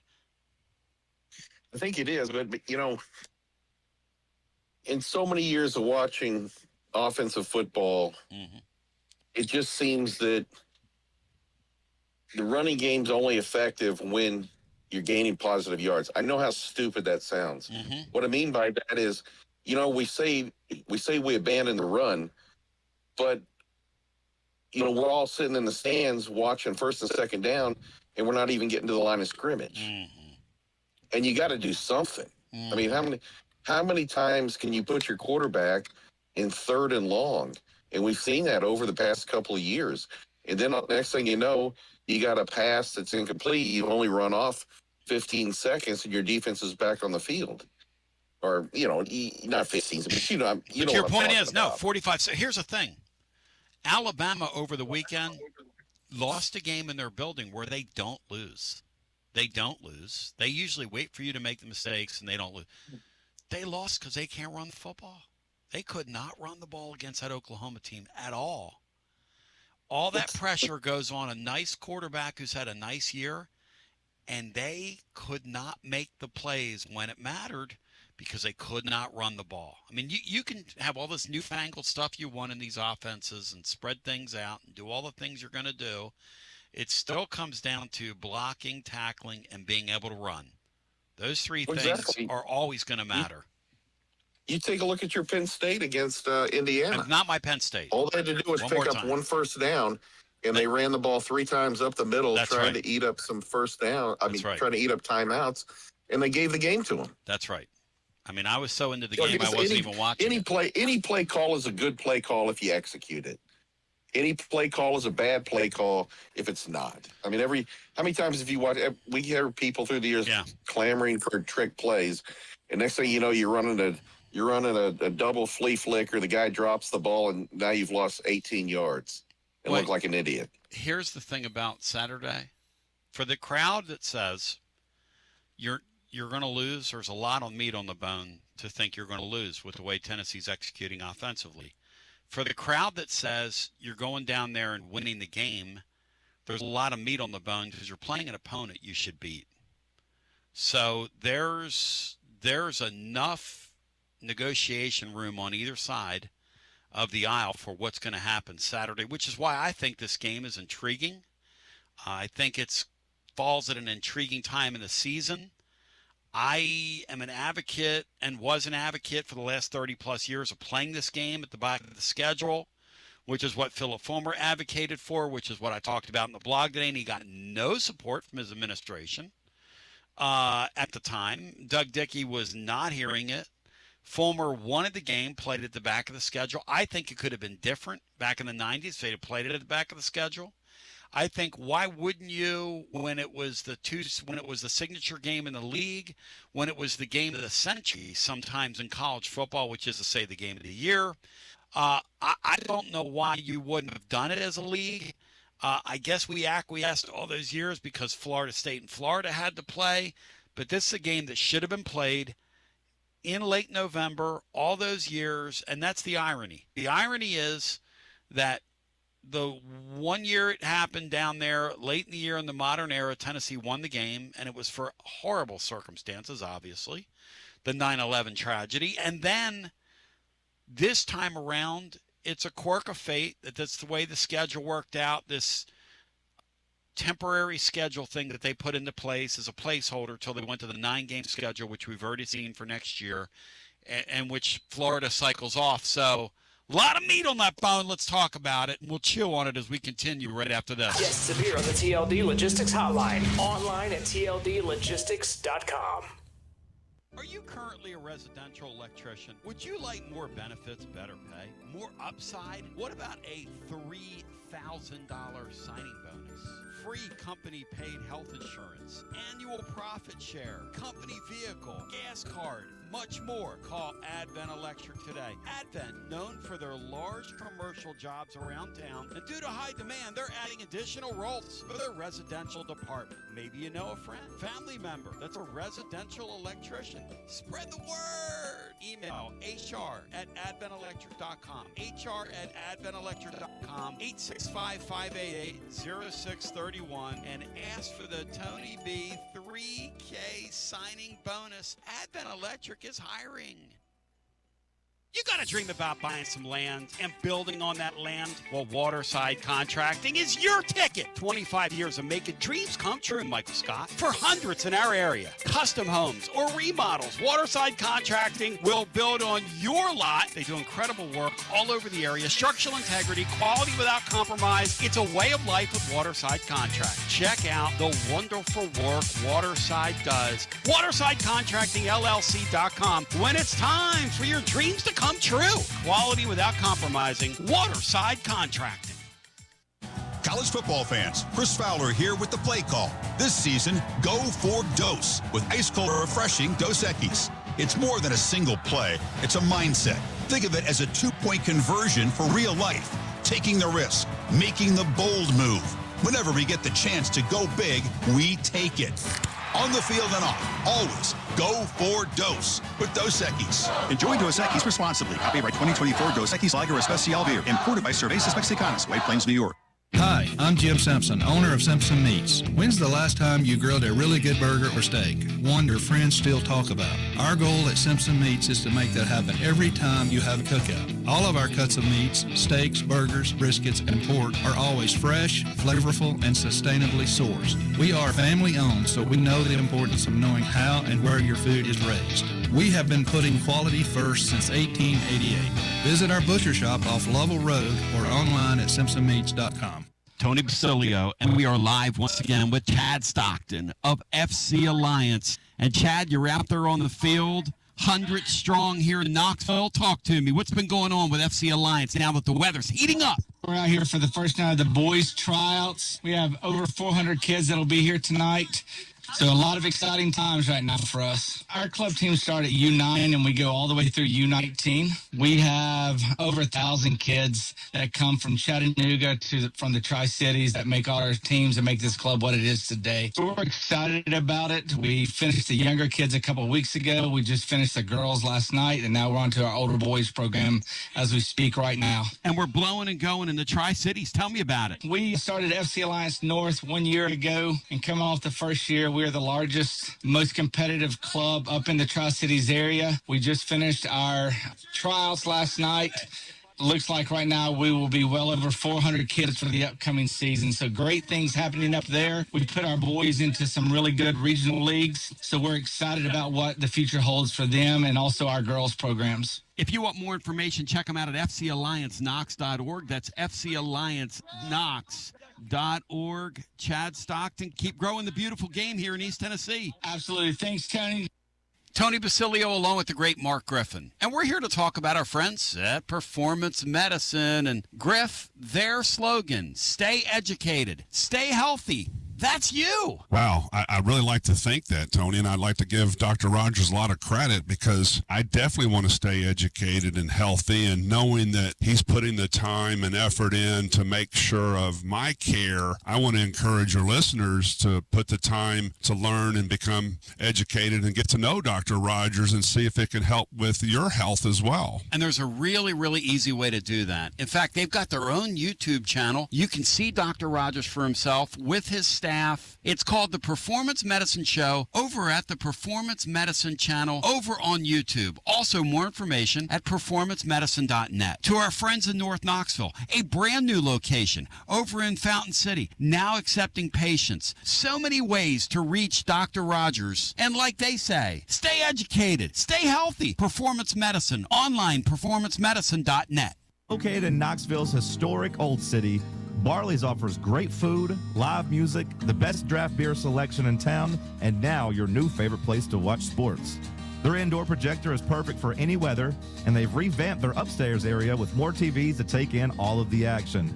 Their menu features hand-battered chicken tenders, juicy burgers, fresh salads, and the tastiest pizza in Knoxville. You can enjoy their happy hour drink specials daily from open until 6 p.m. Barley's Tap Room and Pizzeria. When it's past high noon, it's time for a vodka soda made with a vodka you've actually heard of. I'm talking White Claw vodka soda made with White Claw premium vodka. JB Smooth only drinks vodka soda made with the world's smoothest vodka. And you can too. Pick you up a bottle of the triple weight filtered vodka that's been distilled 5 times. White Claw premium vodka comes in 4 flavors: black cherry, mango, pineapple, and just vodka. You haven't had vodka like this. No one has. White Claw Premium Vodka. Please drink responsibly. The season of giving reminds us of what truly matters, community and connection. Hi there, Jennifer Morris here with Keller Williams Realty. As the year closes, I wanted to take a moment to sincerely thank you, my Basilio family clients. Thank you for trusting me with your most important decisions. Whether it was finding your first home or successfully closing a chapter, your trust means everything. I look forward to new and continued relationships through the new year, and feel free to reach out to me at 865-694-5904 or nextmovesmokymountains.com. That's nextmovesmokymountains.com. And of course, go Vols.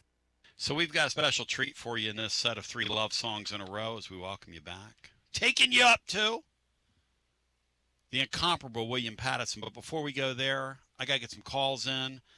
Ozzie Gator is going to be in this set of 3 love songs in a row. Brian, how does Ozzie Gator sound for the uninitiated? Do a little Ozzie Gator for me. Good day, mate. Good day, mate. Hello and We're welcome. calling for the booze. The booze. Hello and welcome into our next call. You're on the air. Tony B, is it me? Yeah, hey, mate. Hey, what's going on? It's Rod in Clarksville, Tony B. Can I call you mate? Yeah, you can call me mate. All right, mate. Hey, Tony, I appreciate what Sean said because Sean, I really like his insight, and it's very true about what he said about us just not being as talented as the rest of the teams, in the SEC. It's pretty bad. That's not true at all. That's not true. Hey, Tony, from our tackling to the size of our players. Are you talking about defense? We have got to get bigger and stronger, and we haven't been doing that. Sean, what do you think? Strength and conditioning? Is that a piece of this as well, or no?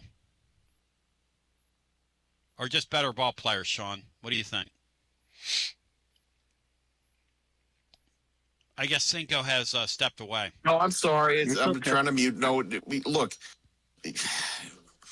we were toe to toe and missed a field goal against Georgia. Yep. And they're one of the top. So it is what it is. Yep. We like Watson said, we made some mistakes against Oklahoma and Alabama. You're not in those positions if you're weak and you're small, et cetera. I do think there's something to the fact that we have one of, if not the youngest teams in the conference. I think that plays into some of these mental mistakes. I think that's right. Some of these running the wrong routes and some of the skill sets, tackling, et cetera. Yeah. But I think the big thing here is I don't think we valued a couple of positions on defense. even if you have, it would help. Certainly, if you're going to have 2 first-round cornerbacks, that's going to help any defense. Right. I don't care who you are. Right. But when your safety play is so below average, and your linebacker play is, I mean, it's average at best, I think you're going to struggle. Our linebacking play is kind of atrocious. It looks like electric football. No offense. Yeah, I didn't want I don't know, to pile on, but I agree. That new guy we got, he put a hit on somebody. Perlotti? What's his name, Petrie? No, that's Perlotti. Yeah, he looks something else. He hammers everybody. Let me tell you what. We used to have a coach called Dick Bumpus. I he love was a Dick linebacker Bumpus. coach. Yes, sir. He was an All-American defensive lineman at Arkansas. Let's go. And he used to say about players like Perlotti, if you don't know what you're doing, do it at 100 miles an hour. And I mean, it'll take you out of the play 100 miles an hour, but when you do show up at the right time, it's violent.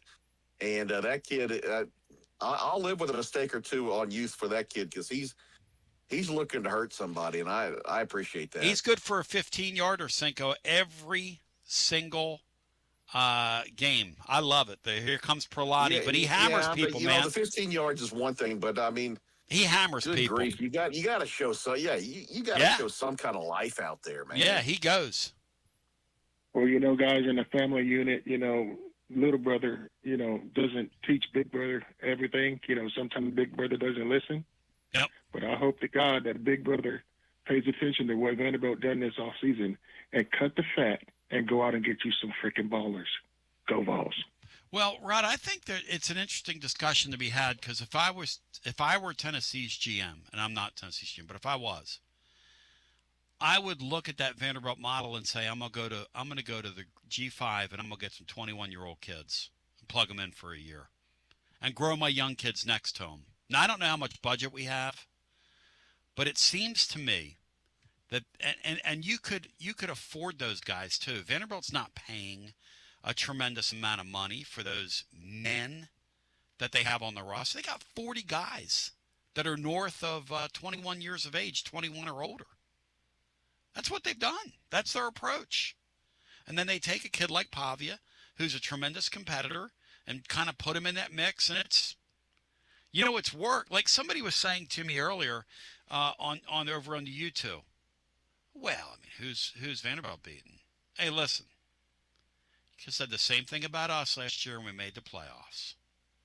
I mean, who Vanderbilt's beating? If Vanderbilt comes to Neyland Stadium, if they win Saturday, which I think is debatable, and because I'm not sure they win Saturday, but who knows? If they do, and they set this game up in Knoxville where it's a win and we go 10-2 season and they go 10-2, who's going to argue with that? I'm not going to argue with that. You couldn't poo-poo our 10-2 season last year. Well, let's go back to the phones and get our next call in. Hello and welcome. You're on the air. Tony B. Welcome in. Catfish Ike here, people. Hey, Ikey. How's it going, bud? Hey, Ikey. Good to hear from you. Listen, I'm going to try to get all this in right here. Yeah. I know there's been a little negativity about the game this Saturday, but I'm going to tell you something. Mm-hmm. I've got hope in it. Okay. I'm not going to show negativity in it. I've got hope. I have hope in every game that they play, even though they might play some stupid football out there at times like they've done. Mm-hmm. I've got hope in this one. And, it's like Washington Brown said, it's going to be a close game. Mm-hmm. But we are due to get a win. Now, the way it goes is, you've talked a little bit about it before, Heupel has got to quit calling plays. He's got to be a coach or offensive coordinator. He can't do both. He's just not one of them types to do it. And he's going to have to do something during the off season to make that change. He's got to. But if Heupel is, if he'll do some good play calling and they can clean up the act on offense and play good on defense. And by the way, Banks, his ass needs to go too. They need to update that personnel, and they got to do some conditioning on that team, discipline and all that. They've got to. They got to get them boys strengthened up and better discipline on that team. But Banks has got to go. They need another defensive coordinator. Now, if they can, I don't know what they've cooked up this week. I hope they've cooked up something good. But I've got a feeling that if they can go down there and play good, clean football on both sides, then they can get this win. It ain't going to be, ain't going to be no big 3 or 4 touchdowns. It's going to be a close game. I mean, it could even go in overtime. But overtime? Don't do that to me, Ike. What do you mean overtime? What do you mean over? I don't want to be up till 5 in the morning. I don't want no overtime, Ike. Stop that. I want to get you some good ratings going right there. Good gosh, man. But I just think that they're due a good win, and this would be a good time to come back on, get this one at Florida, and then come back here, and then the next one won't be a tough one, but they've got to go down there and get this win. So I've got hope, and I'm going to be positive about it. And at the same time, as the caller Florida says, they're gonna whoop that ass. Well, I'm gonna change it around on you. We're gonna go down there and we're gonna whoop your ass, Florida. We're gonna whoop your ass. Oh, Florida getting trash talked on him. What will Ozzie Gator say about that? He's gonna defend the honor, and thank you, Ike, on your TLD Logistics phone lines, which are burning up today and will continue to. At TLD Logistics Overdrive. Overtime is on the way next. He said, what you cooking up? Calhoun's Feed the Family for the holidays. The hot and ready smoked turkey